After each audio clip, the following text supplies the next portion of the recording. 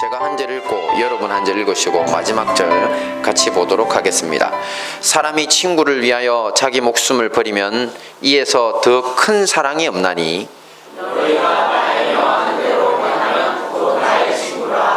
이제부터는 너희를 종이라 하지 아니하리니 종은 주인의 하는 것을 알지 못함이라.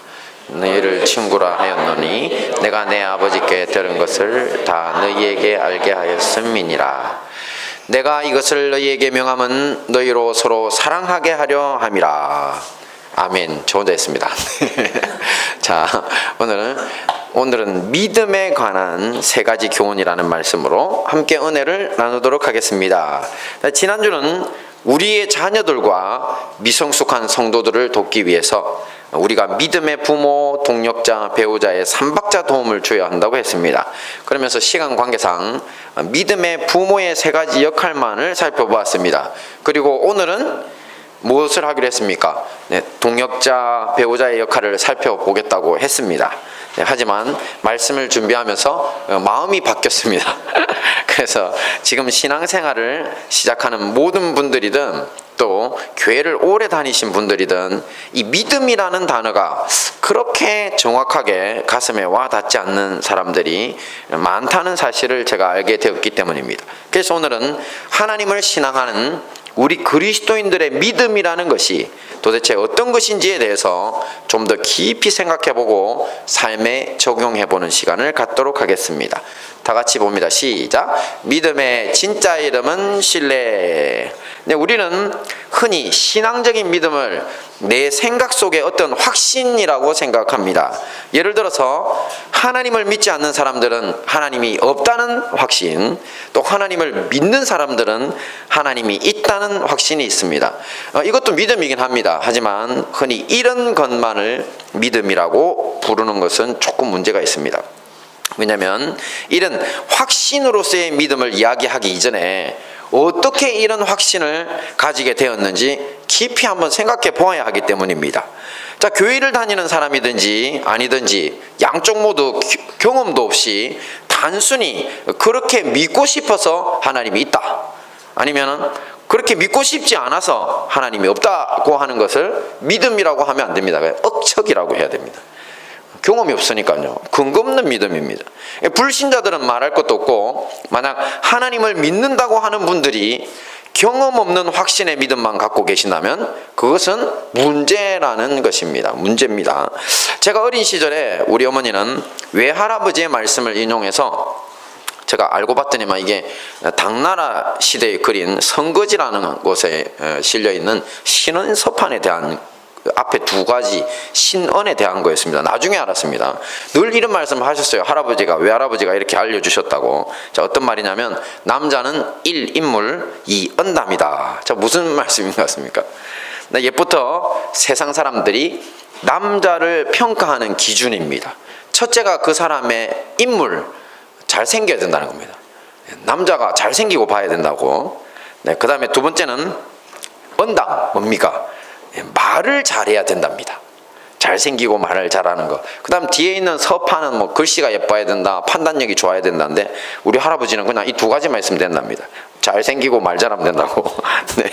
자, 근데 제가 인생을 살면서 참 이런 기준은 그저 거칠의 일뿐, 사람의 본질을 평가하는 데는 아무런 도움이 안 된다는 사실을 알게 되었습니다. 제가 보니 잘생기고 말 잘하는 사람이 오히려 사기꾼일 가능성이 더 높았습니다. 네, 좀 잘생기고 말 잘하는 분들 찔리시죠? 네. 네, 오히려 더 유용한 평가 기준은 사람은 겪어봐야 한다는 것이었습니다. 우리는 사람들을 겪어보면서 믿을 수 있는 사람인지 말만 앞서는 사람인지 그 사람에 대한 믿음의 여부를 결정할 수 있습니다. 이것이 바로 경험의 유용성입니다. 사람뿐만 아닙니다. 하나님도 겪어봐야 진짜 믿을 수 있는 것입니다. 이렇게 겪어보고 알게 된 것을 우리는 이렇게 표현합니다. 신뢰가 쌓였다. 아니면 신뢰할 수 있게 되었다. 또 아니면 신뢰를 잃었다. 신뢰할 수 없게 되었다. 이렇게 말하는 겁니다. 이런 점에서 우리는 믿음의 진짜 이름이 뭐라고요? 네, 신뢰라고 불러야 합니다.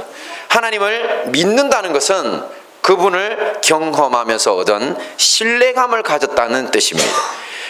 다음은 신약과 구약을 통틀어서 가장 유명한 성구 중에 하나입니다. 같이 봅니다. 시작. 아브라함이 여호와를 믿으니 여호와께서 이를 그의 의로 여기시고. 믿음의 조상 아브라함의 믿음인데요. 자, 여기에 우리가 배운 것을 적용해 보십시오. 그러면 아브라함이 여호와를 믿으니는 어떤 말로 바꿀 수 있습니까? 신뢰 아닙니다. 그렇습니다. 믿음의 조상 아브라함의 믿음의 실체가 바로 하나님에 대한 신뢰라는 것입니다. 아브라함은 평생 기쁠 때나 슬플 때나 친구처럼 자신과 동행해 주신 하나님을 경험했기 때문에 그분을 믿을 수 있었던 겁니다. 어디까지 신뢰했습니까? 자기의 장자 이삭이 죽은 자 가운데서도 돌려주실 줄로 믿고 그를 하나님 앞에 드리라고 하는 명령을 실행하려고 하기까지. 그래서 제가 이 믿음을 무슨 믿음이라고 했습니까? 부활의 믿음이라고 했습니다. 여기까지 하나님을 신뢰했습니다. 그러므로 앞으로 성경을 읽으실 때 믿음이라는 단어가 나오면 일단 하나님을 향한 신뢰라는 말로 다시 고쳐서 한번 읽어보시면 성경이 정말 더 은혜롭다는 걸 알게 되십니다. 그냥 믿는다고 하면 막연한데요, 반드시 신뢰라는 말로 바꿔서 한번 읽어보십시오. 자, 뭐라고 써놨습니까? 네, 덮어놓고 사다 보면 거짓골을 못 면한다. 네, 저거 1970년대 공익 광고의 문구입니다. 자, 그렇다면 저걸 제가 약간 패러디 했습니다. 다시 읽어봅니다. 시작. 덮어놓고 믿다 보면 거짓골을 못 면한다. 네, 덮어놓고 믿다 보면 빈궁한 믿음을 면할 수가 없습니다. 그러니 앞으로 의심이 가거나 잘 이해되지 않는 것을 묻는 형제 자매들에게 그냥 믿으라고, 그냥 덮어놓고 믿으면 되는 거야, 이렇게 하시는 것은 신앙적 믿음에 아무런 도움도 되지 않는 충고라는 것을 명심하십시오. 오히려 어떻게 해야 된다고요? 자세히 가르쳐주면서 자신의 인생 속에서 경험을 통해 만나고 신뢰할 수 있게 된 하나님을 그분에게 자랑하십시오. 그것이 오히려 큰 도움이 될 것입니다. 자, 신앙적 믿음에 대한 이번에 두 번째 교훈은요, 봅니다. 시작. 사랑으로 믿게 하시는 하나님입니다. 네, 처음 우리 인류는 하나님의 형상으로 창조되고 또 에덴 동산에서 하나님을 경험하면서 살았습니다. 하지만 인류의 조상이 범죄하고부터 하나님과 단절됩니다. 그분을 직접적이고 인격적으로 경험하여 알 수 없게 된 것입니다. 그러면서 성경을 보시면 믿음의 일부 선배들을 제외하고는 거의 다가 하나님을 경험하지 못합니다. 다만 자연 계시라고 하는 하늘의 햇빛, 또 비, 또 이슬을 통해서 자라는 곡식과 과일 등 인류 전체를 먹이시고 살리시는 그냥 그런 은혜들을 공유할 따름입니다. 하지만 온 인류가 하나님을 인격적으로 경험하여 알 수 있게 되는 사건이 발생합니다. 그것은 다름 아닌 십자가 사건입니다. 하나님의 아들이 사람이 되어 이 땅에 오시고 또 우리를 죄에서 해방시키시려고 고난받고 십자가에서 돌아가시고 부활하신 사건입니다. 우리는 이 십자가 사건을 통해서 하나님의 사랑을 경험할 수 있습니다. 또한 그분의 성령을 통해서 하나님의 마음을 느끼고 그분과 교통할 수 있게 된 것입니다. 이렇게 십자가의 사랑을 통해서 하나님을 경험하기 전에 인류는 천지를 창조하신 하나님과 인간의 관계를 단지 종과 주인의 관계, 그러니까 주인과 노예 정도의 관계로만 이해했던 것 같습니다. 왜냐하면 그분은 워낙 높으시고 인간은 비천한 것을 사람들이 알았기 때문입니다. 하지만 사랑으로 우리에게 찾아오신 예수님은 오늘 본문 말씀처럼 우리를 뭐라고 부르십니까? 친구라고 부르십니다. 같이 봅니다. 시작. 이제부터는 너희를 종이라 하지 아니하리니 종은 주인의 하는 것을 알지 못함이라. 너희를 친구라 하였노니 내가 내 아버지께 들은 것을 다 너희에게 알게 하였음이니라. 네, 그리고 예수님은 인류 대속을 위해 십자가를 지신 이유에 대해서도 친구인 인간을 위해 자기 목숨을 버리는 큰 사랑이 그 이유라고 말씀하셨습니다. 봅니다. 시작. 사람이 친구를 위하여 자기 목숨을 버리면 이에서 더 큰 사랑이 없나니. 네, 이것이 바로 우리 인류가 경험한 하나님이며 하나님의 사랑입니다. 그러니 우리가 볼 때 하나님은 믿을 수 있는 분입니까? 믿을 수 없는 분입니까? 하나님은 믿을 수 있는 분입니다. 하나님의 이런 사랑의 희생 때문에 우리가 그분을 신뢰할 신뢰하지 않을 수 없기 때문입니다. 사랑으로 믿게 하시는 하나님인 것입니다. 그런데 이런 하나님의 사랑에 반해서 반대로 인류가 경험한 사람이라는 존재들은요, 참으로 악하다고 할 수 있습니다. 톰 나이트 목사님이라는 분에 의하면 1914년부터 1918년 4년 사이에 공식 집계로 3,250만 명이 죽은, 이중 전사자는 거의 1,000만 명에 가까운 938만 명입니다. 1차 세계대전 그 당시에요 3,250만 명이 죽었습니다. 우리나라 인구가 몇입니까 지금? 한 5천만 정도 됩니까? 그러니까 얼마나 많은 사람이 죽었는지 알 수 있는데, 그럼 이 1차 세계대전 당시에 수많은 설교와 강연에서 인용된 성경 구절이 바로 사람이 친구를 위해 목숨을 버리면 이에서 더 큰 사랑이 없다는 것이었다고 합니다. 심지어 합창단이 이 본문에 곡조를 붙여서 노래까지 하도록 했습니다. 다름 아닌 전쟁을 일으킨 책임 있는 당사자들이나 그 편에 선 사람들이 이 전쟁에 이기기 위해서 동원된 젊은이들의 목숨을 요구하기 위해서 이 구절을 인용했던 것입니다. 하나님은 인류 구원을 위해서 자신의 목숨을 내어놓기 전에, 십자가 지시기 전에 이 말씀을 우리에게 하셨는데, 사람들은 전쟁에 이기기 위해 젊은이들의 목숨을 내어달라고 이 구절을 인용했던 것입니다. 그러므로 우리가 경험한 인류는 근본적으로 악해서 도무지 믿을 수 없는 존재들입니다. 그래서 사람들은 서로를 향해 믿음보다는 불신을 더 많이 하면서 살아갑니다. 그래서 믿음에 대한 마지막 교훈은요, 같이 봅니다. 시작. 서로 사랑함으로 믿으라고 하시는 하나님. 네, 하나님은 이렇게 악해서 믿을 수 없는 존재로서의 인류가 믿을 수 있는 존재로 바뀌기를 원하십니다. 하나님과의 신뢰 관계뿐만 아니라 사람이 서로에 대한 믿음으로 가득 찬 세상이 되기를 원하신다는 것입니다. 이것이 바로 하나님의 말씀을 실천함으로써 이 땅을 하나님의 나라로 만들어 가야 하는 우리들이 해야 할 일입니다. 오늘 본문인 요한복음의 말씀은 이 일을 실현시키기 위해서 우리에게 꼭 필요한 두 가지를 알려줍니다. 이 온 세상에 이제 불신보다 믿음이 가득 찬 세상에 되게 하기 위해서요, 우리가 다 아는 것인데요. 첫째, 같이 봅니다. 시작. 서로 사랑해야 한다. 말씀을 봅니다. 시작. 새 계명을 너희에게 주노니 서로 사랑하라. 내가 너희를 사랑한 것 같이 너희도 서로 사랑하라. 네, 구체적으로 어떻게 서로 사랑할 것인가에 대한 주제는 11월 첫째 주에 서로 종이 되어 섬기는 새 계명으로서의 사랑과 또 서로 이해하는 사랑, 또 서로 기도해 주는 사랑으로 실천 가능하다고 이미 말씀을 전했습니다. 여러분 다 실천하고 계시죠? 네, 할렐루야. 네. 자, 돌이켜보면 사랑으로 불신을 깨트리는 것은 하나님의 방식입니다. 우리 인류의 조상 아담과 하와는 하나님의 명령을 어기는 죄를 범할 때 처음에는 인간이 하나님의 말씀을 믿을 수 없어서 죄를 지었습니다. 그 결과로 하나님도 사람을 믿을 수 없게 되는 이 불신의 관계가 되었습니다. 자, 이런 것을 예수님은 십자가 희생의 사랑으로 다 날려버렸었습니다. 그러므로 우리도 예수님처럼 서로 사랑함으로써 서로 믿을 수 있는 존재가 될 수 있다는 것입니다. 반드시 서로 사랑함으로 우리는 믿을 수 있는 존재가 될 수 있습니다. 그리고 두 번째 비법인데요. 시작. 귀가 열려야 한다. 네, 귀가 열려야 합니다. 자, 우리 말씀을 함께 봅니다. 시작. 너희가 나의 명하는 대로 행하면 곧 나의 친구라.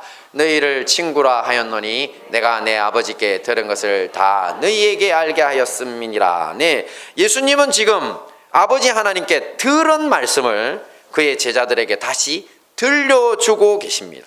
그리고 이 제자들은 그 말씀을 듣고 있습니다. 그죠? 그리고 제자들은 이 말씀을 믿고서 서로 사랑함으로 실천했습니다. 자, 예수님은 이런 관계를 친구라고 부릅니다. 자, 이것을 보면요, 하나님과 사람이 친구로서 관계 맺는 것이나 사람과 사람이 친구가 되는 방법이 같다는 것을 알 수 있습니다. 사람들도 친구라고 하면 가장 먼저 내 말을 듣고 또 내가 또 그 말을 들어주고 말귀가 통해야 되잖아요. 그죠? 그래야 친구지. 그러니까 말이 통하고 듣고 이해하고 또 내 말을 들어주고 이해하고 말귀가 통하고 나서야 그 다음에 서로 희생을 주고받는 사랑으로까지 연결될 수 있는 것입니다. 자, 이 말씀은 우리에게도 그대로 적용됩니다. 오늘날 하나님을 믿는 우리들도 하나님의 음성을 들을 수 있는 귀가 있어야 합니다. 그리고 서로 사랑하기 위해서도 사람들의 고통을 들어줄 수 있는 귀도 있어야 합니다. 귀 크죠? 자, 2절만 하면 터져 나오는 것이 연예인들의 자살 기사입니다. 그런데 그분들의 장례식장에 보면 많은 경우 교패와 함께 성도나 심지어 집사라고 하는 글귀도 보입니다. 바로 우리의 믿음의 형제 자매들 중 한 사람이었다는 것입니다. 그 중에서도 우리에게 가장 큰 충격을 주었던 분이 벌써 이제 10년 세월이 됐는데요. 10년 전에 떠나간 고 최진실 씨였습니다. 서울의 강남에 있는 모 대형 교회의 교인이었고 우리 침례교 교인입니다. 그리고 온 가족들이 함께 그 교회를 다녔다고 합니다. 자살 5개월 전 크리스천 투데이와의 인터뷰에서 힘들 때, 어렵고 힘들 때 1년 내내 성경만 읽었다고 하는 기사를 제가 봤습니다. 자살 5개월 전의 기사인데요. 그러니 그녀는 그냥 출석만 했던 교인도 아니었습니다. 그런데 어쩌다가 이렇게 되었을까요? 연예인들은 겉으로 보기에는 화려해도 대단히 피곤한 삶을 사는 것으로 유명합니다. 우리 형제 자매들의 자녀들이 연예인 안 됐으면 좋겠습니다. 네, 저는 그렇게 생각합니다. 네, 들리는 소문과 또 여러 가지 또 이제 친구들끼리 모여서 하는 소리들을 제가 들어보면 야, 자식 연예인 시키는 것은 절대로 하면 안 되는 짓이구나. 그렇습니다, 여러분. 네, 너무 시험 받지 마시고요. 또 우리 혹시 연예인 하려는 분들 있는가 모르겠네. 자, 이렇게 힘든 삶을 사는데, 근데 우리 최진실 씨는 불행한 가정사와 악한 사람들의 악플과 우리가 알지 못하는 수많은 사연과 고통을 겪었던 것 같습니다. 자, 이런 고통을 겪으며 너무나 큰 고통에 매몰되어 하나님의 음성을 듣는 귀가 닫혀버려서 결국 극단적인 선택을 한 것입니다. 최진실 씨와 같은 귀한 분을 이렇게 빨리 잃게 된 것에 대해 안타까운 마음을 금할 길이 없습니다. 우리도 살다 보면 너무 큰 고통에 하나님의 음성을 듣는 귀가 닫힐 때도 있습니다. 이런 때에 필요한 것이 우리가 친구가 되어 서로의 아픔을 들어줄 수 있는 귀를 가지고 그들을 돌보는 것입니다. 하루는 제가 진해에서 군 생활을 하던 와중에요, 부산에서 어머니를 모시고 살던 동생에게서 연락이 왔습니다. 어머니가 요즘 이상하다는 겁니다. 말씀도 횡설수설하시고요, 또 부엌 칼로 자신의 발등을 찍는 등 자해도 하시고 등등. 그래서 급히 제가 휴가를 내고 병원으로 모시고 갔습니다.